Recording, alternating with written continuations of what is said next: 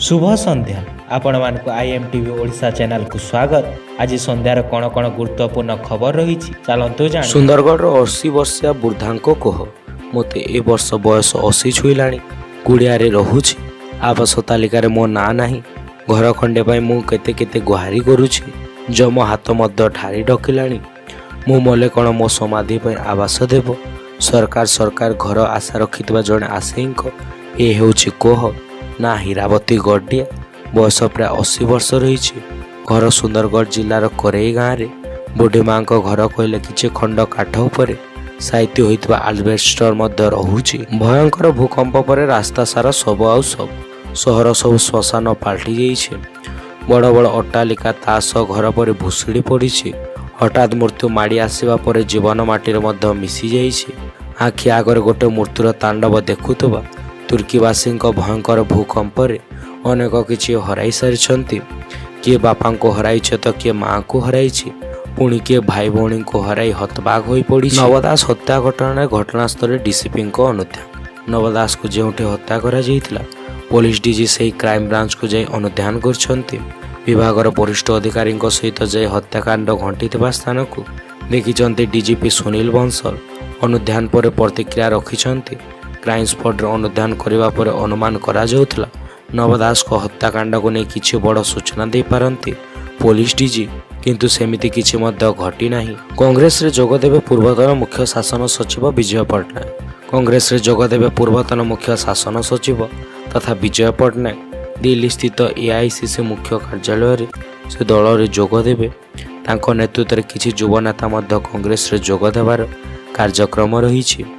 तेबे भारत रे एकता बजाय रखिबा उद्देश्य आरंभ होइतबा कांग्रेस रो भारत जोड़ यात्रार सफलता पर एबे हाथ से हाथ जोड़ यात्रा मध्य आरंभ करा जाउछि। खाद्य नष्ट रे विश्वर द्वितीय स्थान रे भारत। खाद्य नष्ट वर्तमान समय गोटे बड़ समस्या रहिछि। एही समय जेतकी बेले विश्वर 43 कोटी लोक भोक उपवास दिन काटुछंती। भावंत जदि खाद्य अपचय को रोकी दिया जाए तेबे भोकरे रहुतबा केते लोकंक आमे पेट पूरा खाइबा जोगाई दे परिबा।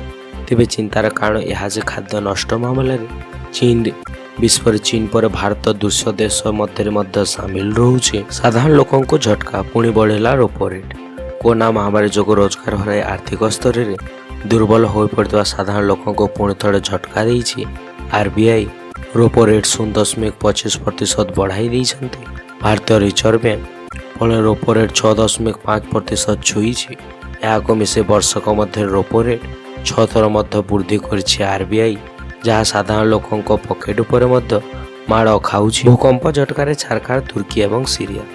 तुर्की एवं सीरिया भूकंपर विश्व चित्र सारा विश्व आखिरे आनी देछि लुक। भयंकर भूमिकंप जो हजार हजार लोक प्राण मध्य जाउछि। एपरिक ध्वंस कोठा तले अनेक लोक दबी होई प्राण हराउछन्ति। वर्तमान सुधा भूकंप जनित मृत्यु संख्या 8500 अतिक्रम करिछि। यार भीतर अनेक हृदय विदारक घटना मध्य सामना को आसी। दुर्दिन रे अफगानिस्तान सांबादिक टंका पाई बिक्री करिवे किडनी। लोकों पाखरे टिकिनिकी खबर पहुँचवा हेउछि सांबादिकर कर्तव्य। जेते संकट आसिले मध्य सांबादिक जनक खबर पाई केबे मध्य पंचगुंचा दिउ नाही। तेणिकी युद्ध मैदान को जीवाको पड़ले मध्य सांबादिकों को जीवाको पड़ी था। किंतु जेतेबेले से सांबादिकों पाखरे खाइबा पाई टंका न थाए सेतेबेले से कौन करिवे बाध्य हो निज किडनी बिकिबा को मध्य बाध्य होउछन्ति। रेल बजेट रे ओडिशा को 10,000 कोटी टंका। रेल बजेट ओडिशा को मिली 10,012 कोटी 2023 एवं 24 आर्थिक वर्ष पर व्यवहार होइछि। गत बजेट तुलना चलित बजेट अनुदान बढ़ी। राज्य सरकार जेते मागिथिले ताठारु अधिक देइछन्ति केंद्र सरकार। रेल बजेट रे राज्य सरकार मागिथिले 8,400 कोटी टंका। 2013 रे गोपाल को इश्यू होइतिला बंदूक। नवदास को गुलीमाल घटना एसआई गोपाल दास को संपर्क में आउ एक कथा सामना को आसुछि। 2013 अभियुक्त गोपाल दास को बंदूक इश्यू होइतिला। 9mm पिस्तल सहित 24 राउंड गुली मध्य इश्यू होइतिला। 2020 रे पुणा गुली को बदलाई नूतन गुली मध्य दिया जाइतिला। 2022 डिसेम्बर रे रेंज फोर्स फायरिंग रे से मध्य जोग देइथिले। सेपट आज पुणी थरे झारसुगुड़ार जीएमएफसी कोर्ट रे मध्य हाजर हेबे गोपाल दास। 2013 रे गोपाल को इश्यू होइतिला बंदूक। नवदास को गुलीमाल घटना एसआई गोपाल दास को संपर्क में आउ एक कथा सामना को आसुछि। 2013 ଅଭିଯୁକ୍ତ ଗୋପାଳ ଦାସକୁ ବନ୍ଧୁକ ଇସ୍ୟୁ ହୋଇଥିଲା। 9mm ପିସ୍ତଲ ସହିତ 24 ରାଉଣ୍ଡ ଗୁଳି ମଧ୍ୟ ଇସ୍ୟୁ ହୋଇଥିଲା। 2020ରେ ପୁରୁଣା ଗୁଳିକୁ ବଦଳାଇ ନୂତନ ଗୁଳି ମଧ୍ୟ ଦିଆଯାଇଥିଲା। 2022 ଡିସେମ୍ବରରେ ରେଞ୍ଜ ଫୋର୍ସ ଫାୟାରିଂରେ ସେ ମଧ୍ୟ ଯୋଗ ଦେଇଥିଲେ। ସେପଟେ ଆଜି ପୁଣି ଥରେ ଝାରସୁଗୁଡ଼ାର ଜିଏମ୍ଏଫ୍ସି କୋର୍ଟରେ ମଧ୍ୟ ହାଜର ହେବେ ଗୋପାଳ ଦାସ। 56 ଲକ୍ଷ ଟଙ୍କାର ବ୍ରାଉନ ସୁଗର ଜବତ, 4 ଜଣ ଗିରଫ। ଖୋର୍ଦ୍ଧା ଆଦର୍ଶ ପୋଲିସକୁ ମିଳିଛି ବଡ଼ ଧରଣର ସଫଳତା।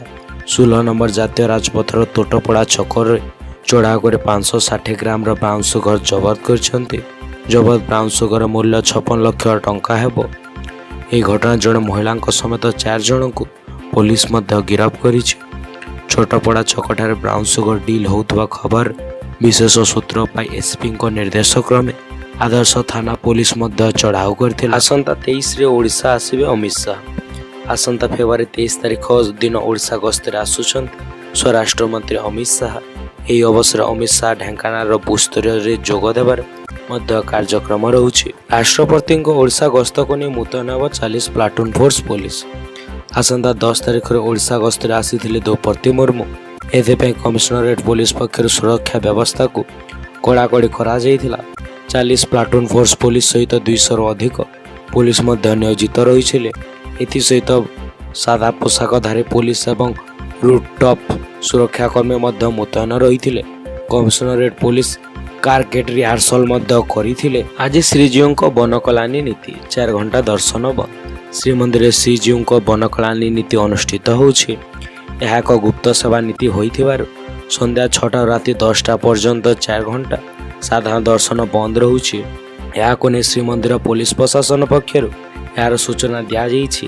ଦ୍ୱିତୀୟ ଭୋଗ ମଣ୍ଡପ ଉଠିବା ପରେ ଦତ୍ତ ମହାପାତ୍ର ବା ସେବକମାନେ ଶ୍ରୀମନ୍ଦିର ଗର୍ଭଗୃହକୁ ପ୍ରବେଶ କରିବା ସହିତ ପ୍ରାକୃତିକ ପ୍ରଣାଳୀରେ ଶ୍ରୀବିଗ୍ରହମାନଙ୍କ ଶ୍ରୀମୁଖ ମଧ୍ୟ ଶୃଙ୍ଗାର କରିବେ। ଧାନ କ୍ରୟ ସହିତ ଏମ୍ଏସ୍ପିକୁ ନିଶ୍ଚିତ କରୁ କେନ୍ଦ୍ର, ଏହା କହୁଛି ବିଜେଡି। କେନ୍ଦ୍ର ସରକାର ଚଳିତ ବର୍ଷ ବଜେଟରେ ଧାନ କ୍ରୟ କ୍ଷେତ୍ରରେ 20,000 କୋଟି ଟଙ୍କାର ବୃହତ୍ ରାଶି ହ୍ରାସ କରିଛନ୍ତି। ସ୍ୱାମୀନାଥନ କମିଶନର ରିପୋର୍ଟର ସୁପାରିଶ କାର୍ଯ୍ୟକାରିତା ବିଷୟ ମଧ୍ୟ ସେ ଭୁଲି ଯାଇଛନ୍ତି।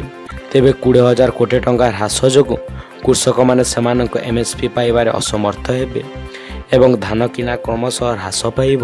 ଏହା ଓଡ଼ିଶାର କୃଷକଙ୍କୁ ପ୍ରଭାବିତ କରିବ ଏବଂ ସେମାନଙ୍କ ଜୀବନ ଜୀବିକା ଉପରେ ଗଭୀର ପ୍ରଭାବ ପକାଇପାରେ ବୋଲି ବିଜେଡିର ବରିଷ୍ଠ ନେତା ତଥା ପୂର୍ବତନ ମନ୍ତ୍ରୀ ପ୍ରସନ୍ନ ଆଚାର୍ଯ୍ୟ କହିଛନ୍ତି। ରାତି 10ଟାରେ ଉଠିବ ମହାଦୀପ। ଆସନ୍ତା 18 ତାରିଖରେ ମହାଶିବରାତ୍ରି। ଏହି ପରିପ୍ରେକ୍ଷୀରେ ଏକାମ୍ର କ୍ଷେତ୍ର ଆରାଧ୍ୟ ଦେବ ତଥା ପ୍ରଭୁ ଶ୍ରୀଲିଙ୍ଗରାଜଙ୍କ ଜାଗର ଯାତ୍ରା ତଥା ମହାଶିବରାତ୍ରି ଆଡ଼ମ୍ବରରେ ପାଳନ ହେବ। ଏହାକୁ ନେଇ ସନ୍ଧ୍ୟାରେ ଜିଲ୍ଲା ପ୍ରଶାସନ ପକ୍ଷରୁ ସ୍ଥାନୀୟ ସର୍କିଟ ହାଉସରେ ଏକ ସମନ୍ୱୟ ବୈଠକ ଅନୁଷ୍ଠିତ ହୋଇଯାଇଛି। ଏଥିରେ ଜିଲ୍ଲାପାଳ ତଥା ମନ୍ଦିର ଟ୍ରଷ୍ଟ ବୋର୍ଡର ସଭାପତି କେ ସୁଦର୍ଶନ ଚକ୍ରବର୍ତ୍ତୀ ମଧ୍ୟ ଏଠାରେ ଅଧ୍ୟକ୍ଷତା କରିଥିଲେ। ପଶ୍ଚିମବଙ୍ଗର ରିମ୍ ମେସିନରେ ଲାଗିଲା। ପୁରୀ ଜିଲ୍ଲା ଗୋପପୁର ଅଞ୍ଚଳ ଅଲ୍ ଇଣ୍ଡିଆ କମ୍ପାନୀ ପକ୍ଷରୁ ଚାଲିଥିବା ତୈଳ ସନ୍ଧାନ କାର୍ଯ୍ୟ ଶେଷ ପର୍ଯ୍ୟାୟରେ ପହଞ୍ଚି ଯାଇଛି। 50ରୁ ଉର୍ଦ୍ଧ୍ୱତର ଅତ୍ୟାଧୁନିକ ମେସିନ୍ ଲଗାଯାଇଥିବା ବେଳେ ଖନନ କାର୍ଯ୍ୟ ପାଇଁ ପଶ୍ଚିମବଙ୍ଗରୁ ଆସିଥିବା ରିଙ୍ଗ ମେସିନ୍ ମଧ୍ୟ ସେଠାରେ ବସାଯାଇଛି। ପ୍ରଥମ ପର୍ଯ୍ୟାୟରେ 30 ମିଟର ବୋରିଂ କାର୍ଯ୍ୟ ସରିଥିବା ବେଳେ ଷ୍ଟ୍ରକ୍ଚର କାର୍ଯ୍ୟ ମଧ୍ୟ ଶେଷ ହୋଇଯାଇଛି। ରାଜସ୍ୱ ଆଦାୟ ଚିନ୍ତାରେ ବିଏମ୍ସି। 2023-24 ଆର୍ଥିକ ବର୍ଷ ପାଇଁ ଚିଠା ପ୍ରସ୍ତୁତ କରୁଛନ୍ତି ବିଏମ୍ସି। ଗତ କର୍ପୋରେସନ ବୈଠକରେ 690 କୋଟି ଟଙ୍କାର ଚିଠା ବଜେଟ୍ ମଧ୍ୟ ପ୍ରସ୍ତାବ ଆଗତ କରିବା ପରେ ଏହାକୁ ନେଇ ବିସ୍ତୃତ ଆଲୋଚନା କରାଯାଇଛି। ବିଏମ୍ସି କାର୍ଯ୍ୟାଳୟ ସମସ୍ତ ଷ୍ଟାଣ୍ଡିଂ କମିଟି ଏବଂ ବିଭିନ୍ନ ବିଭାଗର ଅଧିକାରୀଙ୍କୁ ନେଇ ଏକ ସ୍ୱତନ୍ତ୍ର ବୈଠକ ଅନୁଷ୍ଠିତ ହୋଇଛି। ଏଥିରେ କେଉଁ ବିଭାଗରେ କେତେ ଟଙ୍କା ଖର୍ଚ୍ଚ ହେବ ତାହାକୁ ନେଇ ମଧ୍ୟ ପ୍ରସ୍ତାବ ଦିଆଯିବାର ଆସନ୍ତା କର୍ପୋରେସନ ବୈଠକରେ ବଜେଟ୍ ପାସ୍ କରାଯିବ ବୋଲି ମଧ୍ୟ ସୂଚନା ଦିଆଯାଉଛି। ଜିଏସ୍ଟି ଚଢ଼ାଉ 17.81 ଲକ୍ଷ ଟଙ୍କା ଜବତ। ସରକାରଙ୍କୁ ଦ୍ରବ୍ୟ ଏବଂ ସେବା କର ବା ଜିଏସ୍ଟି ଫାଙ୍କି ବ୍ୟବସାୟ କରିବା ଅଭିଯୋଗରେ ଜିଏସ୍ଟି ବିଭାଗ ପକ୍ଷରୁ କଟକର ଜଣେ ବ୍ୟବସାୟୀଙ୍କ ବ୍ୟବସାୟିକ ପ୍ରତିଷ୍ଠାନ ସମେତ 4ଟି ଜାଗାରେ ମଧ୍ୟ ଚଢ଼ାଉ କରାଯାଇଛି। ଚଢ଼ାଉ ବେଳେ 17,81,790 ଟଙ୍କା ସମେତ ବହୁତ କାଗଜପତ୍ର ମଧ୍ୟ ଜବତ କରାଯାଇଛି। ବ୍ୟବସାୟୀ ଜଣକ ହେଉଛନ୍ତି କଟକ ଜିଲ୍ଲାର 42 ମୋର୍ଚା ଅଞ୍ଚଳର ରମେଶ ଚନ୍ଦ୍ର ଚତୁର୍ଥୀ। ଜିଏସ୍ଟି ବିଭାଗ ପକ୍ଷରୁ ପୂର୍ବାହ୍ନ ପ୍ରାୟ 11:20ରୁ ରାତି 10ଟା ପର୍ଯ୍ୟନ୍ତ ମଧ୍ୟ ଚଢ଼ାଉ ଜାରି ରହିଥିଲା। ଭିଡ଼ିଓଟିକୁ ଶେଷ ପର୍ଯ୍ୟନ୍ତ ଦେଖିଥିବା ପାଇଁ ଆପଣମାନଙ୍କୁ ଧନ୍ୟବାଦ। ଯଦି ଆପଣମାନେ ଆମ ଚ୍ୟାନେଲକୁ ସବସ୍କ୍ରାଇବ୍ କରିନାହାନ୍ତି ତାହେଲେ ସବସ୍କ୍ରାଇବ୍ କରନ୍ତୁ। ପ୍ରତିଦିନ ଦେଶ ବିଦେଶ ତଥା ରାଜ୍ୟର ବଡ଼ ଖବର ଜାଣିବା ସହିତ ନିଜର ରାଶିଫଳ ଜାଣିବା ପାଇଁ। ଧନ୍ୟବାଦ। Thank you.